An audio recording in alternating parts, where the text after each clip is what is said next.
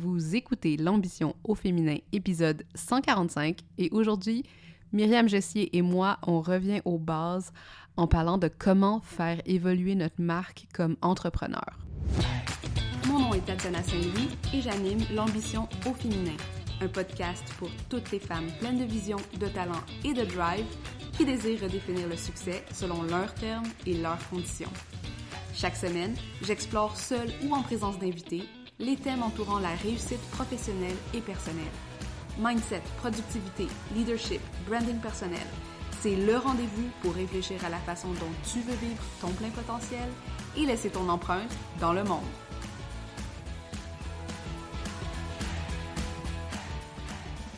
Salut les ambitieuses, comment vous allez aujourd'hui? J'espère que je vous trouve en pleine forme et que vous syntonisez cet épisode dans un mood d'optimisme pour les quelques mois qui restent à l'année.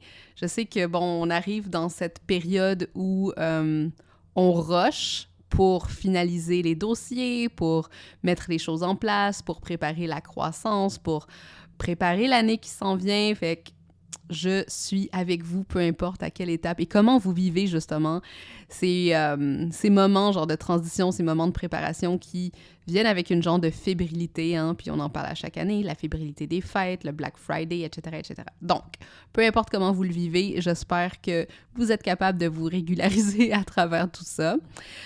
Aujourd'hui, je suis super contente de vous présenter une nouvelle entrevue. Hein. J'ai fait beaucoup d'épisodes solo ces temps-ci, fait que je suis contente de revenir dans le mode dialogue, dans le mode conversationnel. Et je le fais avec une personne que j'ai invitée plusieurs fois sur l'ambition au féminin parce que j'ai juste tellement une connexion intellectuelle avec elle. J'adore parler avec cette personne. Et à chaque fois qu'on parle, on trouve, je sais pas, tu sais, il y a de ces personnes qui font vraiment ébullitionner ton cerveau. Et quand je parle avec Myriam, je sens vraiment qu'il y a cette compréhension mutuelle de notre façon de réfléchir au marketing, notre façon de réfléchir à l'entrepreneuriat, mais aussi de réfléchir aux grands systèmes qui sous-tendent l'évolution qu'on voit au niveau des pratiques entrepreneuriales puis des pratiques marketing. Donc, quelques mots sur Myriam, puis après ça, je vous explique, parce que c'est un épisode en deux parties qu'on a enregistré. Donc, Myriam, pour celles qui la connaissent pas, Myriam Jessier, elle est diplômée de la Sorbonne. Elle commence sa bio comme ça, j'imagine, pour nous rappeler que elle est qualifiée sous plusieurs façons. Elle est diplômée de la Sorbonne et elle a un beau papier qui dit qu'elle s'y connaît en sociologie et un autre pour annoncer qu'elle n'est pas pire en relations internationales, ce qui est vraiment intéressant quand on considère la discussion qu'on va avoir. Elle est spécialiste du monde anglophone, justement, mais dans sa vie, sa carrière consiste à optimiser des sites web pour les robots, hein, les humains et tout ce qu'il y a entre les deux. Et Myriam, en d'autres termes, là, en ce moment du moins, elle travaille beaucoup dans le SEO avec son entreprise qui s'appelle Pragm, P-R-A-G-M. Naturellement, je vous mets les liens dans les notes de l'épisode, mais aussi c'est quelqu'un avec qui, elle fait des conférences à l'international sur le SEO, sur l'optimisation justement des contenus pour les robots, hein, comme elle dit, les moteurs de recherche, mais aussi pour les adapter à l'utilisation humaine. Donc, Myriam et moi, on se connaît depuis quand même assez longtemps, depuis peut-être mes débuts en entrepreneuriat. J'ai vu son évolution, elle a vu son évolution, elle connaît très bien mon entreprise parce que elle est venue faire de la restructuration au niveau du SEO de mon entreprise, mais surtout, j'ai l'impression qu'elle et moi, on comprend cette ligne sur laquelle on marche quand on fait du marketing en ligne et l'importance d'utiliser ou de bâtir des actifs de marque qui vont nous permettre de capitaliser sur notre notoriété sur le long terme.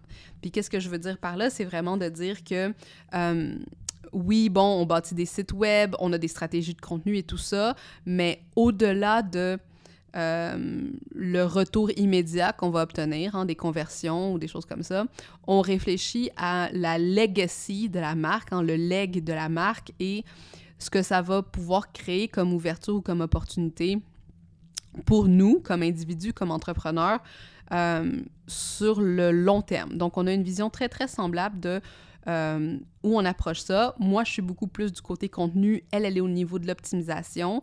Donc, ça fait une discussion qui est quand même riche parce qu'il y a plusieurs dimensions euh, à notre approche.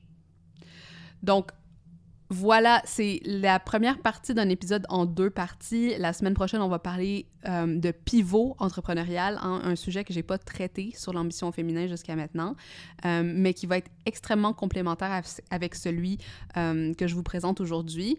Et je vous encourage fortement à écouter cet épisode et ensuite à écouter la suite qu'on va sortir la semaine prochaine pour vraiment avoir une vue d'ensemble de là où on pense que les efforts marketing devraient être investis quand on pense à des repositionnements ou des positionnements sur le long terme.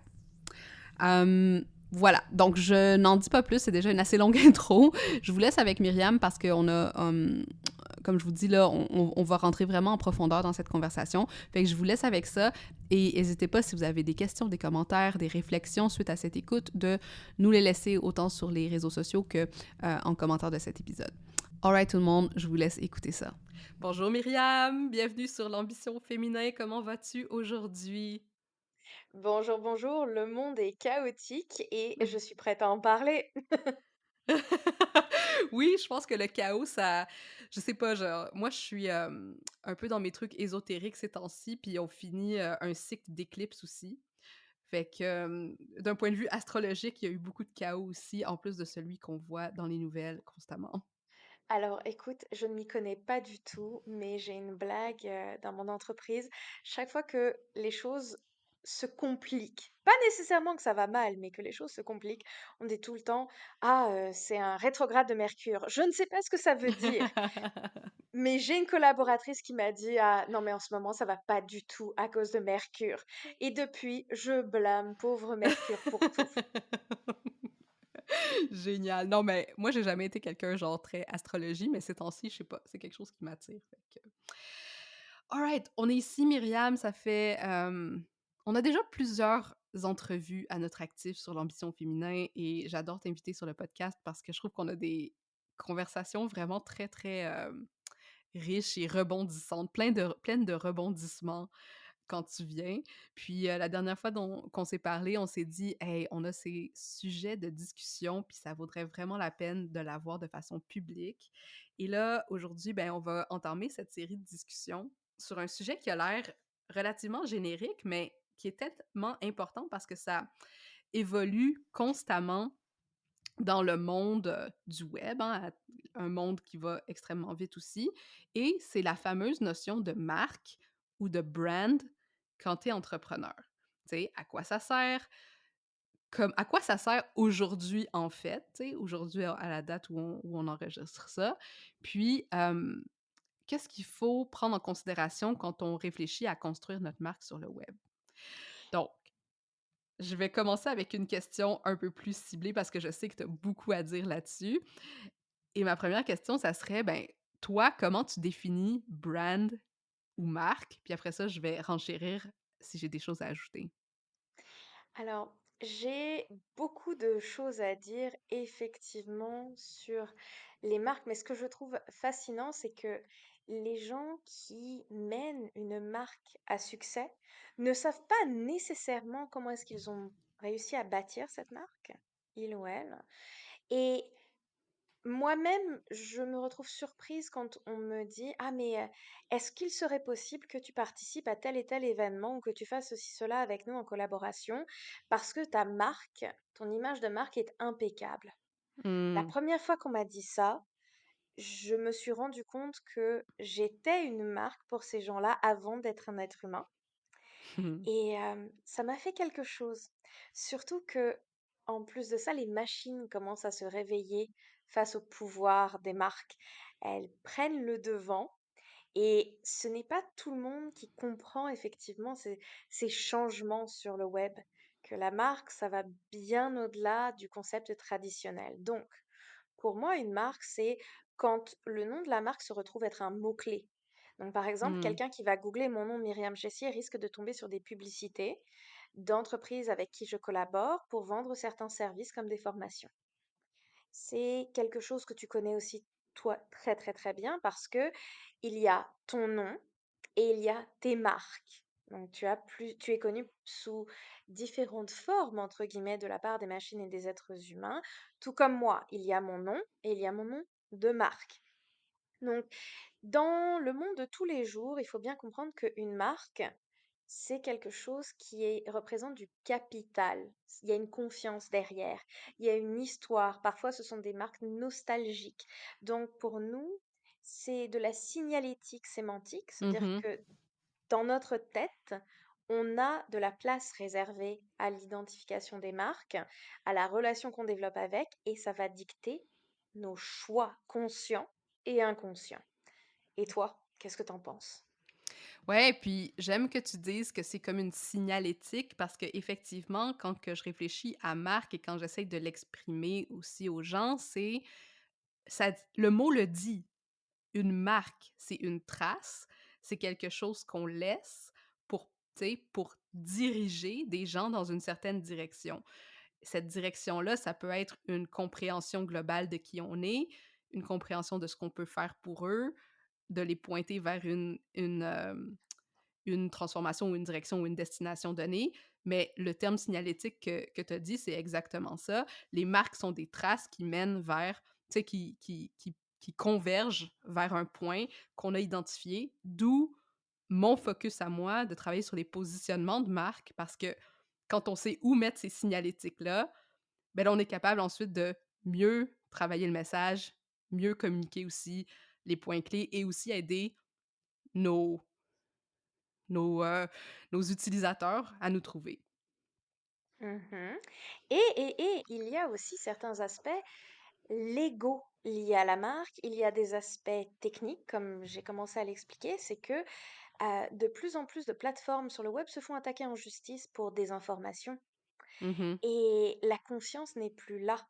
Donc, tout doucement, on voit des entreprises comme Google se retourner vers les logos des marques affichés dans les résultats eux-mêmes qui changent pour favoriser des sources de confiance.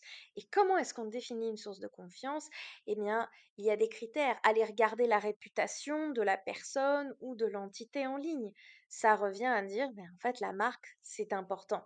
C'est juste que maintenant, on le quantifie pour des machines, pour des raisons légales et c'est beaucoup plus difficile d'arriver sur le marché en disant personne ne nous connaît, mais on va vendre nos produits, puis tout doucement on va construire la marque.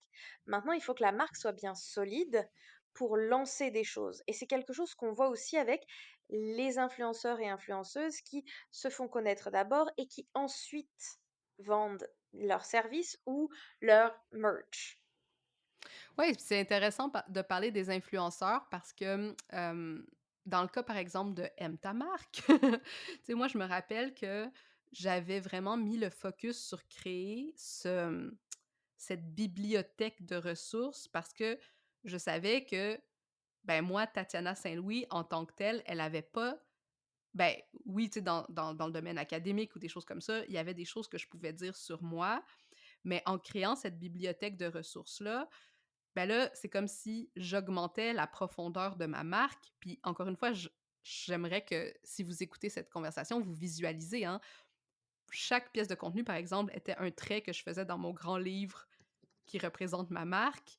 Et plus il y a de marques, plus il y a de traces dans ce livre, plus l'histoire se décline de façon claire, plus je suis capable de plonger dans la marque et de comprendre ce qu'elle fait, versus une marque qui est très superficielle et qui est juste constituée d'un logo ou d'une page web ou peu importe, que là, on n'est pas capable de plonger à l'intérieur. Fait que, tu sais, il y a vraiment cette profondeur-là que je pense que euh, à travers l'écosystème de marque, justement, on peut aider les gens à naviguer. Pour moi, c'est très pragmatique aussi, donc je vais ramener le côté financier. Une marque, la plupart des gens se disent, mais pourquoi est-ce que j'investirais là-dedans? C'est beaucoup de temps. Je ne vois pas le retour sur investissement concret. Mais il faut y penser en termes très concrets. C'est un investissement.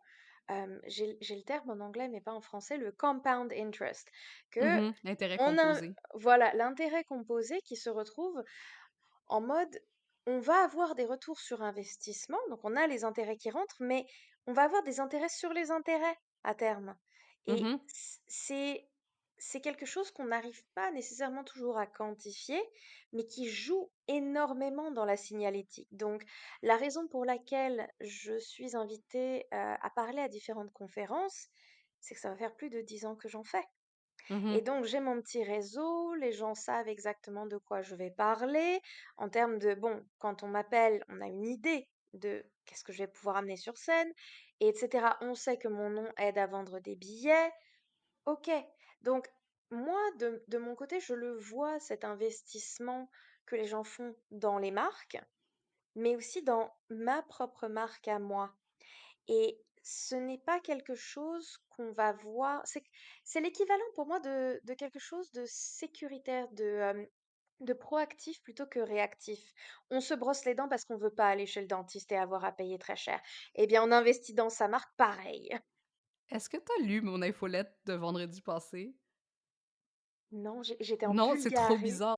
C'est correct parce que je faisais une infolettre où je parlais d'hygiène marketing, je parlais du brossage de dents, je prenais exactement ce même exemple-là. Je voulais juste Bravo. on est sur la même longueur d'onde. Les grands esprits se rencontrent et je pense que c'est pour ça qu'on se parle de ça, en fait. Exactement, on est exactement sur la même fréquence. Bon, fait que je pense qu'on a bien défini quand même le concept, puis après ça, quand on préparait cette entrevue, on parlait ensemble, des erreurs que les marques font quand elles essayent de capter l'attention sur le web. Parce que, à quelque part, c'est ça le grand enjeu, hein. Quand tout le monde devient une marque, il y a énormément de bruit. Alors comment on fait pour se démarquer? Puis là, tu avais déterminé, quand même 2 axes intéressants. Je sais pas si tu veux que je les nomme pour te rafraîchir la mémoire ou tu veux y aller un peu, freestyle? D'abord, je veux me plaindre, donc on va commencer par le freestyle. C'est que je trouve ça très intéressant parce que je fais partie d'un duo. Donc, je travaille avec Augustin Delporte, qui est mon partenaire de vie et d'affaires, et on a deux approches fondamentalement différentes à la marque. Lui est tout le temps inquiet et a peur de la réaction des gens. Et moi, je suis vraiment motivée à communiquer qui on est, pourquoi est-ce qu'on est là, et les choses qui sont vraiment alignées avec ce qu'on fait. Donc, par exemple, j'ai donné une conférence sur le fait que je suis TDAH et que les gens me payent pour ça. C'est que mon Mmh. cerveau va très très vite, je suis capable de connecter différentes choses, j'apprends très vite aussi, je communique de manière dynamique. Et tout ça, c'était très pertinent pour moi. Il y a eu des retombées fantastiques et lui qui me dit: «Oh, mais si les clients et les clientes entendent parler de ça, est-ce qu'ils vont vouloir continuer à travailler avec nous?» Et là, je suis morte de rire parce que j'ai une psychiatre qui a commencé à travailler avec nous, spécifiquement parce elle est spécialisée en TDAH. Elle a lu notre site web, elle a dit, je veux travailler avec ces consultants, c'est les bonnes personnes, ils sont comme moi. Et on me le dit tout le temps que j'écris de manière dynamique, donc je lui dis, mais de quoi est-ce que tu as peur? Parce que tu penses pas Mmh. que les gens qui travaillent avec nous, ils savent pas exactement comment on est déjà? Tu, tu, tu penses que Ouais. notre marque, elle est connue comme étant le cubicule du web? Absolument pas. Donc donc c'est une prise de risque pour lui et pour moi, c'est quelque chose de naturel. Donc quand on parle des erreurs, j'ai j'ai la l'erreur 0,5, c'est d'essayer de faire plaisir à tout le monde et d'essayer d'être comme tous les autres qu'on voit sur LinkedIn, par exemple. Mmh. Donc ça, c'est très important. Puis là maintenant, je vais pouvoir sauter dans le premier très, très gros axe. C'est que une marque à la base, c'est censé parler à des humains. C'est pas censé être quelque chose d'hégémonique ou quelque chose que si les martiens arrivaient sur Terre, ce serait la première chose dont on leur parle. Le but du jeu, c'est de connecter avec des êtres humains. Et la base d'un être humain, c'est quoi?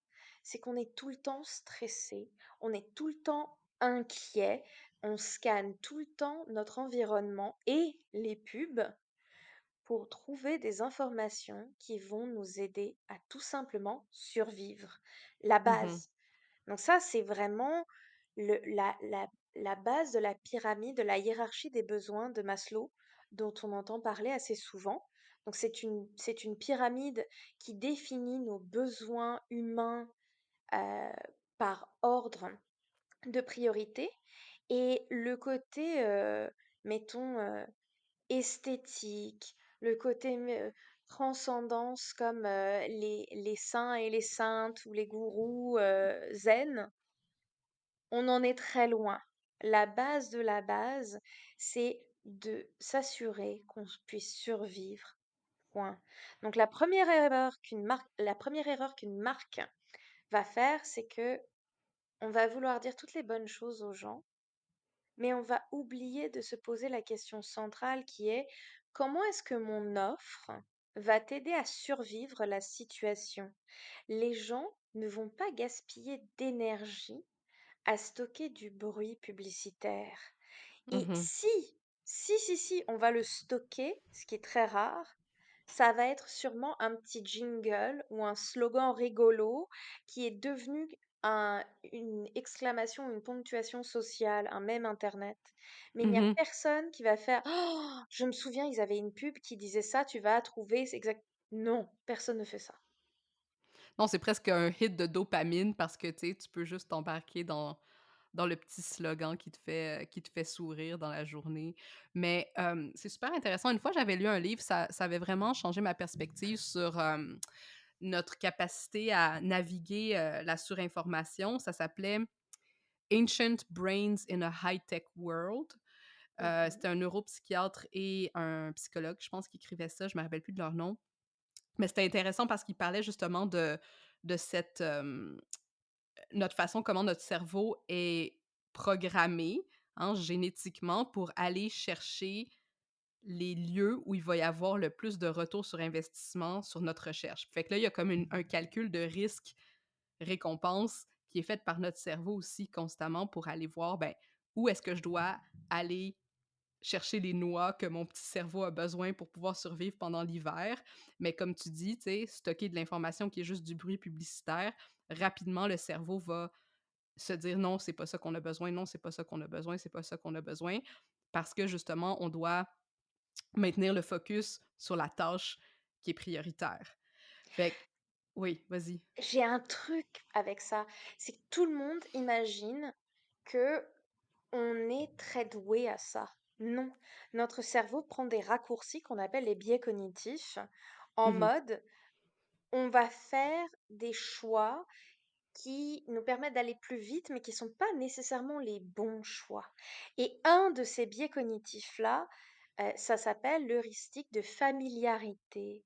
On va avoir tendance à aller avec le familier parce que ça nous évite de devoir comparer le familier à quelque chose de nouveau qu'on ne connaît pas et donc de perdre du temps. Et Mmh mh. quand une marque est familière, ça c'est le gros bingo. Ça c'est Mmh. qu'on a bien réussi. Ouais, puis surtout si la marque, elle a créé une habitude que on va remplir le besoin de transformation que le client avait identifié. Puis ici, il y avait juste un petit truc que je voulais, spécifier avant qu'on continue parce que je pense que les gens vont entendre: «Comment est-ce que tu vas m'aider à survivre?» Puis beaucoup de personnes vont penser que, ben, moi, mon offre, c'est, du coaching spirituel ou des choses comme ça, genre ça aide pas les gens à survivre parce que c'est pas très bas dans la pyramide de Maslow. Puis c'est là que je pense qu'il faut vraiment, réfléchir que, tu sais, il y a tellement de monde sur la planète que les besoins qui sont prioritaires sont constamment en mouvement, hein. Un besoin prioritaire pour moi aujourd'hui, c'est pas nécessairement de savoir qu'est-ce que je vais manger pour le souper, tu sais? Je suis pas en train, genre, je suis pas en famine ou en train de réfléchir à: «Est-ce que je vais avoir un Mhm. toit sur ma tête, ce soir?» Tu sais? C'est quelque chose qui est quand même assez stable dans ma vie. Donc, tu sais, certains besoins de ma pyramide sont quand tu sais, après ça, on passe au prochain, puis là, il devient prochain besoin prioritaire. Fait que, tu sais, c'est pas parce que on a des offres relativement sophistiquées en termes de besoins qui sont pas des besoins de survie pour nos clients. Et c'est quelque chose de mouvant. Donc, par exemple, comme je l'ai dit, j'étais en Bulgarie. Et avant ça, j'étais à Paris. Et avant ça, j'étais à Copenhague. Eh, ça fait un petit bout que je voyage et je peux te garantir que en termes de survie, d'aller me payer une bath bomb pour pouvoir prendre un bain tranquille qui m'aide à me relaxer, c'est un Mmh. besoin très intense dans certains moments. Donc ça aussi, il faut bien le comprendre que ces besoins-là, c'est toute une question de contexte aussi. Quelque chose qui est considéré par exemple esthétique en extra pour une personne sera beaucoup plus important et beaucoup plus vital pour une autre. Mmh. Tout à Et fait. ça m'amène à un autre point, c'est que c'est le deuxième grand axe. On a tendance à obliger les gens à brûler trop de calories, à utiliser trop de jus de cerveau pour bien comprendre l'offre.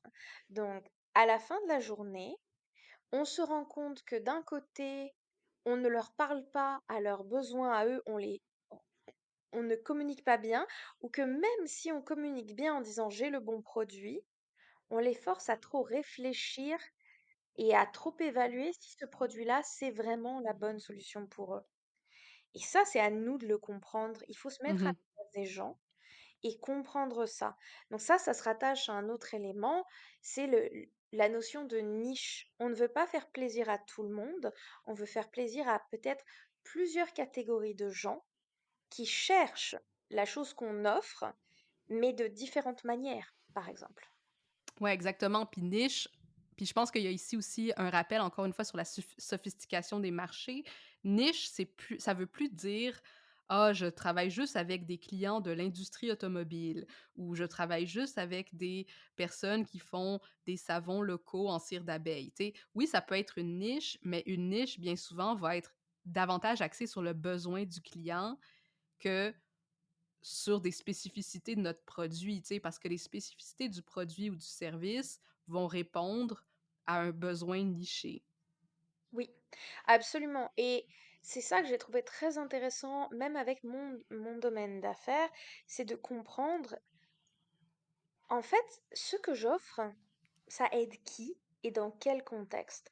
Donc, quelqu'un qui va me contacter, c'est quelqu'un qui s'est réveillé un matin en disant, j'ai pas assez de visibilité pour ma boutique Shopify. Mmh.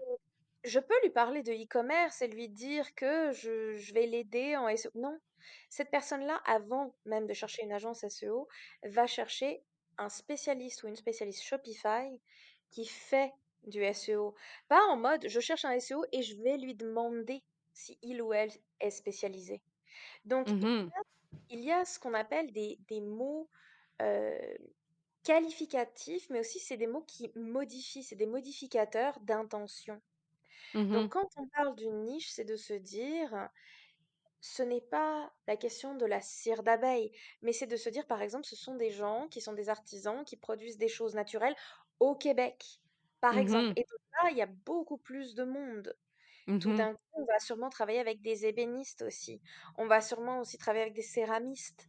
Parce que, encore une fois, si les conditions sont remplies, ça fonctionne et on peut leur être utile. Point. Ouais, puis un des bons exercices aussi que, j'aime, proposer à mes clients des fois, c'est de se dire, tu sais: «Je fais ça, mais pas ça. Je fais ça, mais pas ça», pour pouvoir Mhm, exclure des catégories de niches qui pourraient être trop génériques. Puis encore une fois, là, je vais prendre mon exemple, par exemple, tu sais, mhm.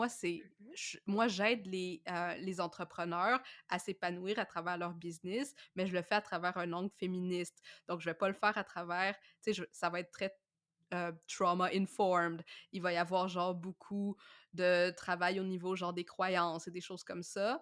Hem, donc je fais ça, mais pas ça. Ça me permet de me différencier d'un autre coach d'affaires ou des choses comme ça, qui pourrait avoir quelque chose de: «Je vais t'aider à faire 10 000 par mois d'ici la fin de l'année», peu importe Alors, la manière qu'on va utiliser. Fait que, tu sais, c'était juste un exemple pour dire qu'une niche, c'est pas nécessairement, ben, je fais juste aider des personnes, tu sais, qui œuvrent dans cette industrie, mais vraiment des personnes qui ont cette vision-là et qui ont besoin de remplir ces conditions-là pour cocher leur case, genre: «J'ai réussi».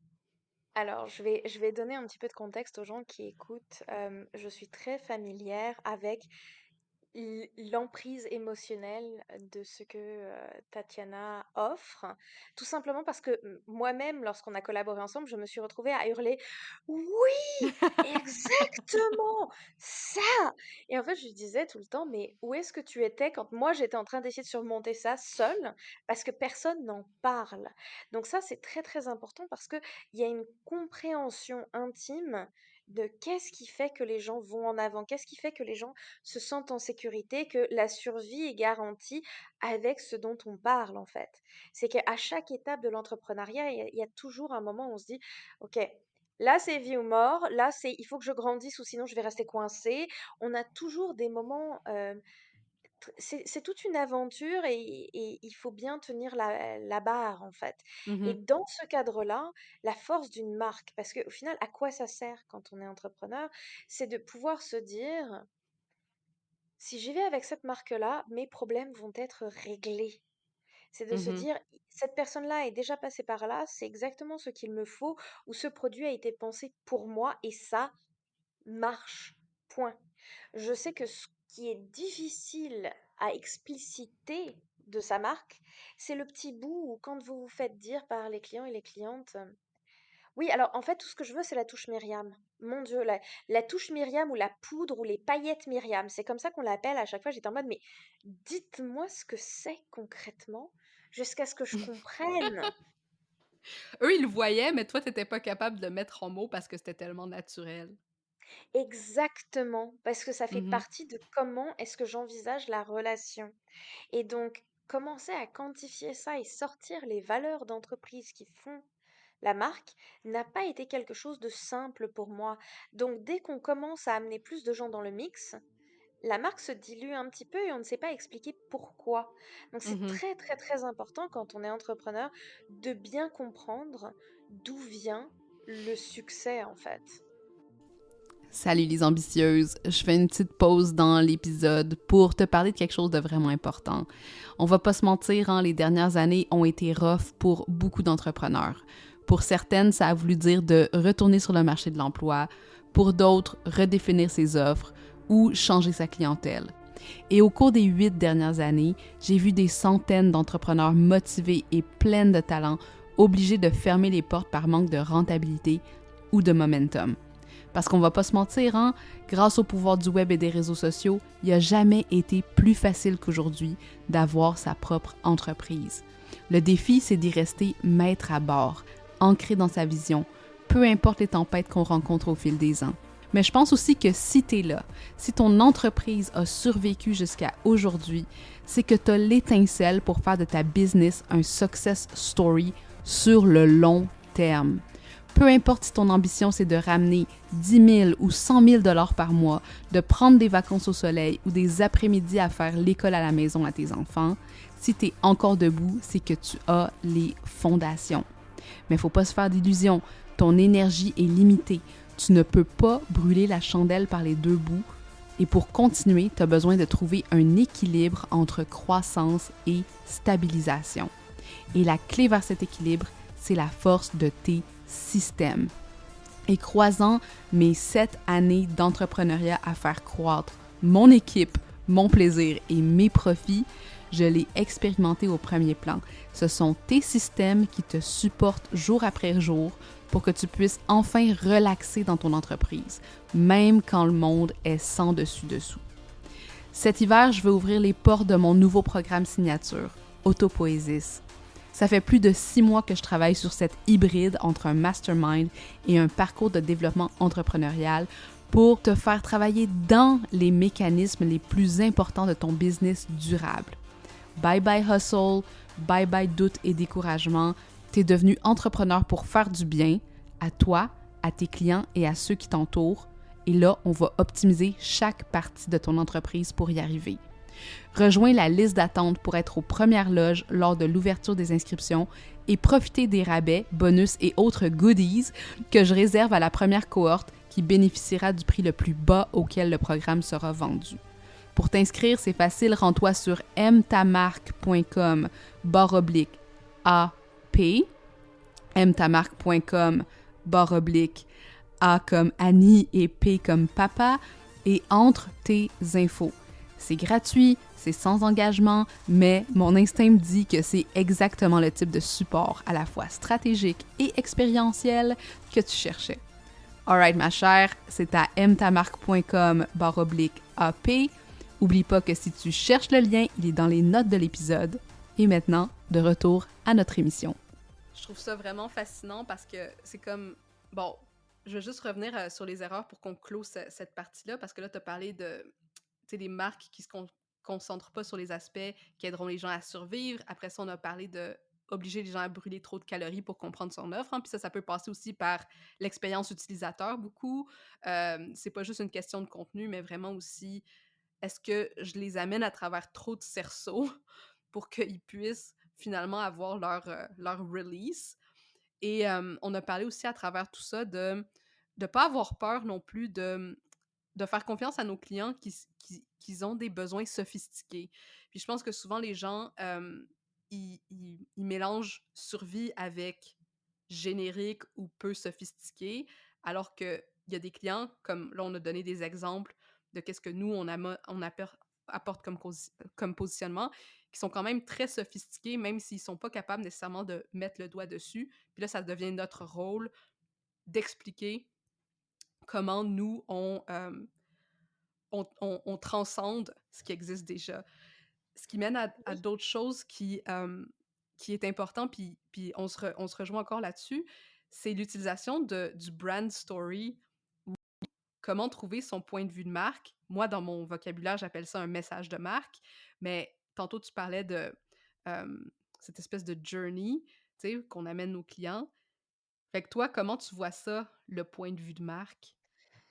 Ah là là, alors, en fait, quand on va parler de brand story, moi, je le dis tout le temps à tous mes clients et toutes mes clientes, et je trouve ça très drôle parce que tout le monde rigole, tout le monde est d'accord, mais tout le monde commet cette erreur. C'est que je dis, ben là, tu vois, ce site, on dirait clairement une marque qui parle pour elle, par elle, et il n'y a pas de place pour les clients et les clientes, en fait. On est trop occupé à vouloir se faire plaisir. Et ça ne marche pas parce qu'à la fin de la journée, on a beau être les meilleures expertes au monde, toi et moi, Tatiana. It's not about us. Nous ne sommes pas les personnages principaux de cette histoire. Donc il faut toujours se poser la question, qui est l'héroïne de l'histoire? Qui est le héros? Qu'est-ce qu'il ou elle veut? Qu'est-ce qu'il ou elle peut gagner dans cette affaire?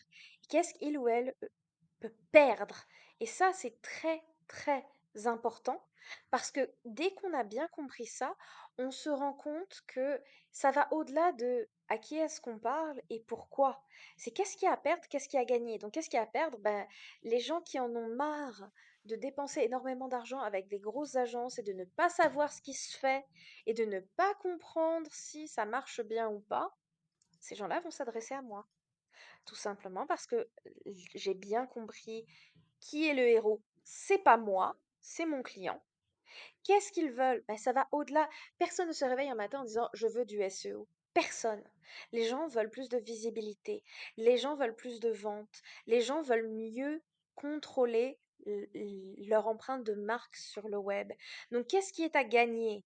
Ben, il y a beaucoup de choses à gagner en termes de, encore une fois, visibilité, vente, trafic, notoriété. Mais qu'est-ce qu'on peut perdre? Ben, on peut y perdre beaucoup de temps, beaucoup d'argent, aller dans la mauvaise direction, faire des choses qui finalement 2 semaines plus tard ne valent pas le coup.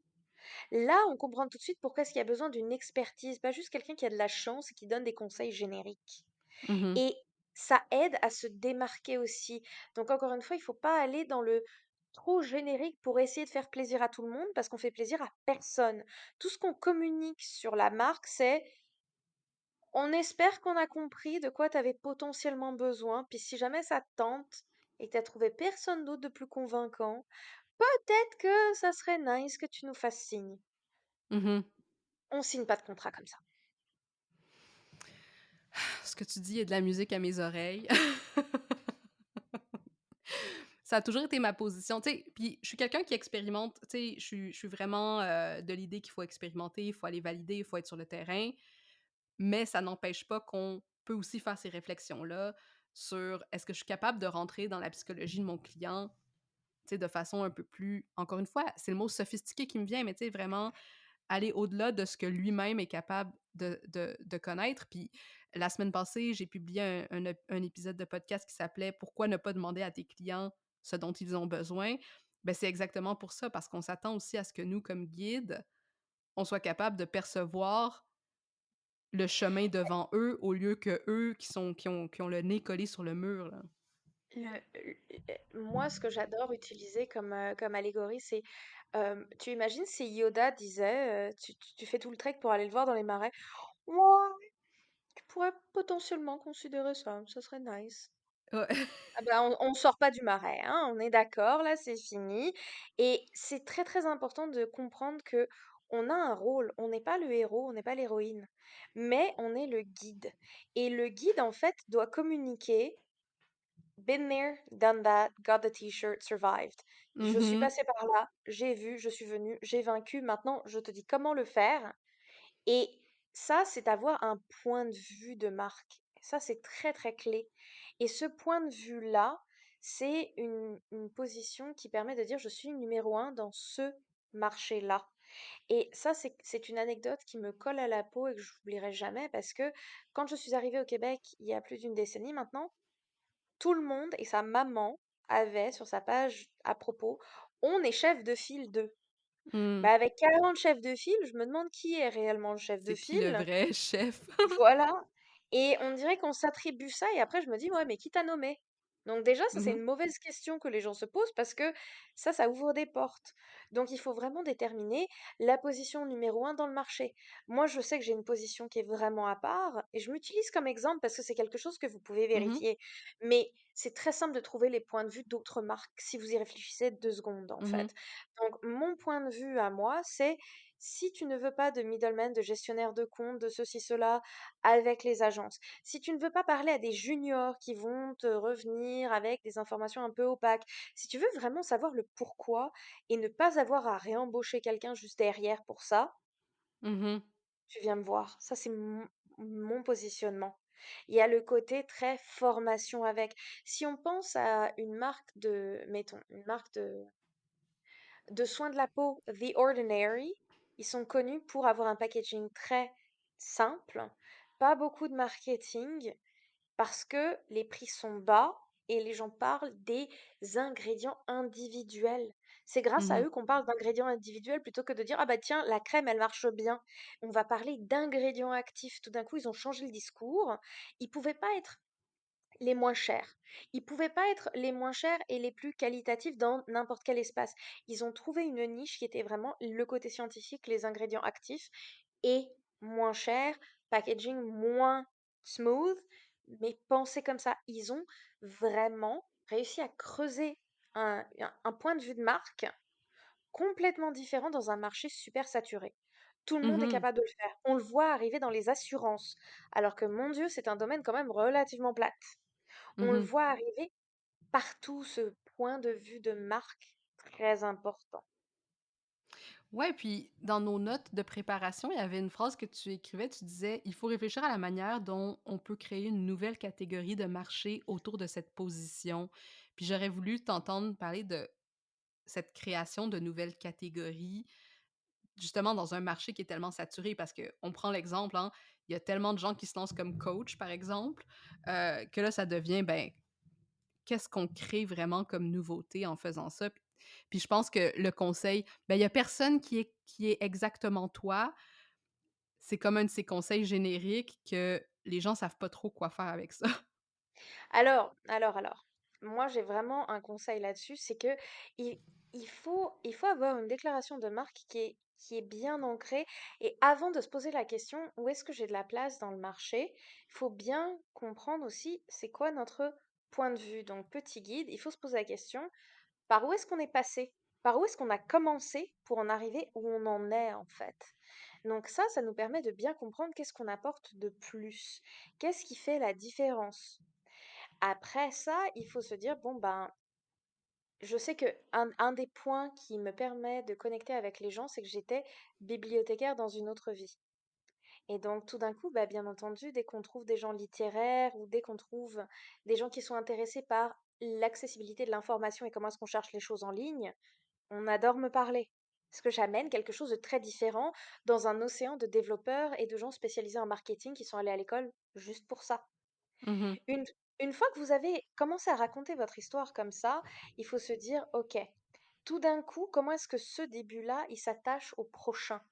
Donc le prochain, c'est de se dire, bah, maintenant je suis experte dans un domaine qui est lié à la recherche d'informations. Donc c'est pas si étonnant que ça que j'ai fini là où je suis. On peut me faire confiance dans mon narratif. Et là, ben, on peut dire où est-ce que je m'en vais. Donc, on peut se dire, ben, moi, je veux me spécialiser dans les gens qui ont une boutique Shopify. Je veux me spécialiser dans les PME qui ont besoin d'avoir une marque bien définie. Et on arrive à ce côté, bon, ben, je sais où est-ce que j'étais, je sais où est-ce que je m'en vais, je sais où est-ce que les gens que je veux accompagner veulent s'en aller. On peut revendiquer notre position numéro un sur le marché. Une position numéro un, c'est pas un truc que vous lancez au hasard. C'est un truc qu'on est capable de posséder. Donc on va et on plante le petit drapeau et on va le défendre. Donc un exemple concret de ça, c'est que par exemple une de mes niches, une de mes positions dans le marché, et toi tu ne le sais pas, mais quelqu'un qui a besoin de ça le sait, c'est que je suis vraiment spécialisée dans l'optimisation des images. Et ça, c'est Mm. quelque chose de plus en plus important à l'heure de l'intelligence artificielle qui modifie Mhm. le positionnement des données, que ce soit sur TikTok ou dans Google. Et c'est quelque chose où j'ai donné des conférences, j'ai parlé dans des podcasts, j'ai publié des e-books, j'ai fait des audits. J'amène un nouveau concept par rapport à la gestion du budget de la performance des images. Et ça, c'est une position que je peux posséder rapidement parce qu'il y a peu de monde qui sait autant de choses que moi sur le sujet. J'ai Mhm. travaillé pour une boîte qui était dédiée à ça. Et c'est quelque chose que je peux défendre rapidement parce que je sais pas mal de choses et je sais qu'il y a un manque. Je sais que ce n'est pas desservi de manière adéquate. Mhm. Donc, c'est ce bout-là qui est très important, le côté quelque chose que vous pouvez posséder et défendre. Donc, Mhm. c'est pas les 40 chefs de file. Tout comme ton point de vue à toi, tu l'as dit très bien, ta position dans le marché, c'est lié, c'est profondément aligné à qui tu es et ce que tu fais d'un point de vue. Tu amènes la perspective féministe qui fait que ben, tous les conseils bateaux qu'on te donne, ils marchent pas. Il y a des raisons en fait. Mhm. Laisse-moi t'expliquer, laisse-moi t'amener dans les coulisses et te montrer comment surmonter ça à ta façon. Ouais, non, tout à fait. Puis j'aime créer cette cohérence-là avec sa propre histoire parce que souvent, ce qui arrive, c'est que dans les problèmes de crédibilité, c'est souvent une dissonance cognitive interne qui se passe où on n'est pas capable d'assumer aussi la crédibilité de notre marque parce qu'on n'a pas fait ces liens avec ce point de vue unique dont tu parles. Et tu sais, une des premières choses que j'aide les gens à faire dans mon programme Money Brand, ben, c'est justement puis même à travers le petit challenge là, vraiment pas cher que je donne, là, 5 jours pour rendre ton offre de service irrésistible, c'est vraiment ce cheminement de d'où je viens, où je vais, puis quel est ce point de vue-là, quel est ce message de marque qui représente le lieu où je veux me positionner. Et là, je veux terminer un petit peu cette première partie là, de notre conversation avec un autre terme que j'ai beaucoup aimé, là, que tu as sorti, qui était brand witchery. Puis ça tombe bien parce que demain, c'est Halloween. Demain, au moment où on enregistre cet épisode. Peut-être pas au moment où ça va sortir, mais en français, on va dire sorcellerie de marque. Mhm. Et euh, il y a un step de plus. En tout cas, je voulais premièrement savoir comment tu le définissais ou qu'est-ce que tu entendais par là. Puis après ça, moi, qu'est-ce que ça a généré comme réflexion de mon côté? Alors, il y a plusieurs éléments. Numéro un, on va qualifier ça très simplement brand story ou story brand. Si vous cherchez ça, il y a un livre qui est nommé comme Mhm. ça, et brand witchery aussi. Et les deux parlent du même sujet. Mais pour moi, et ça c'est très très important, la façon dont je l'ai vécu, c'est que raconter une bonne histoire, on est tous et toutes capables de le faire, j'espère. Sinon, allez regarder comment Steve Jobs s'est payé Pixar pour pouvoir le faire lui aussi. Il n'était pas bon, il a appris. OK. Et le côté ensorcellement, c'est le côté, je ne sais quoi. On me dit tout le temps: «Mets la touche Myriam, mets des paillettes à la Myriam», ou j'avais même une cliente qui avait demandé la sauce Myriam, alors j'étais morte de rire parce que les gens ont tendance à penser à cette qualité en termes de texture, en termes de quelque chose de concret, de tangible qu'on tient dans la main. Et c'est le côté magique. C'est que, par exemple, quand on va parler de moi dans le côté anglophone du monde, tout le monde me connaît parce que j'ai tendance à adorer les poulpes et j'ai des petites marionnettes qui m'aident à me calmer, qui sont toutes tentaculaires. J'ai des boucles d'oreilles tentaculaires, j'ai tout. J'ai tout, tout, tout, tout, tout. Mon deck est tentaculaire. Donc, c'est des toutes petites touches qui font que les gens ont envie de te parler parce que tu es authentique et parce que c'est quelque chose qui leur donne envie de continuer l'aventure avec toi. C'est ce qui fait que tous ces petits côtés invisibles vont les ensorceler et ils vont continuer l'aventure avec toi. Donc c'est aussi bien le storytelling, c'est aussi bien de repenser ses livrables. Je- Mhm. j'ai un exemple. Quand on veut faire un audit avec moi, l'audit, il est lourd, il est cher, il est très beau, très bien organisé. Tu sais exactement ce que tu as à faire. C'est une aventure, c'est une expérience en soi. Mais elle est chronophage, cette aventure. Il faut 1 heure de présentation, il me faut des heures de travail, ça coûte cher. Donc, pour un quart du prix, j'ai appris exactement qu'est-ce que ça voulait dire, cette touche Myriam, les paillettes, la sauce, la surcouche, whatever. Et je mets ça en bouteille dans un audit vidéo de 30 à 45 minutes au lieu de toute l'expérience. Et les gens sont très heureux parce que j'ai capturé l'essence de ce qui était voulu, ce qui était Mm. attendu. Donc, à vous de penser, j'en ai marre de faire ça a l'air de fatiguer mes clients et mes clientes. Comment est-ce que je peux repenser et livrer quelque chose qui est vraiment magique? Un concentré, de la magie, de l'alchimie. Ouais, puis moi, ce que ça me je savais pas que c'était un livre, je vais le regarder parce que Storybrand, oui, c'est un livre de Donald Miller. Je vais vous mettre le lien à ceux qui, si vous voulez aller regarder dans les show notes. Mais Brand Witchery, sorcellerie de Marc, j'aimais beaucoup parce que newsflash, moi, j'apprends de tout un tas de personnes dans la vie et en ce moment, j'apprends des dominatrices professionnelles. Ça, c'est ma nouvelle. Ouh! C'est mon nouveau focus parce que, bon, l'année passée, j'étais focusée sur le côté hypnose, sur l'inconscient, sur la honte, les traumas, etc. Puis là, dans le travail des dominatrices, il y a beaucoup de ça aussi, hein. Il y a du travail autour de la honte et des traumas et de la guérison, mais il y a quelque chose de vraiment intéressant au niveau de leur positionnement interne face à la relation de pouvoir qu'elles entretiennent avec les autres. Et il y a quelque chose que je voulais ajouter ici parce que quand on parlait de ça, la chose qui m'est venue, c'est que dans une relation dominante, puis c'est pas négatif ici, là, OK? Ce qui est intéressant, c'est que la dominatrice, elle est dans un état de conscience subconscious, on dit en anglais. Donc, conscience du sub, soumis, mais aussi subconscious dans le sens subconscient. Et l'autre personne, hein, la personne soumise ou le sub, lui, il est self-conscious, conscient de soi et de son expérience. Puis dans une relation marketing, c'est un peu la même chose aussi. Nous, comme guide ou comme marque, ou peu importe, on est conscient du client, on est subconscious.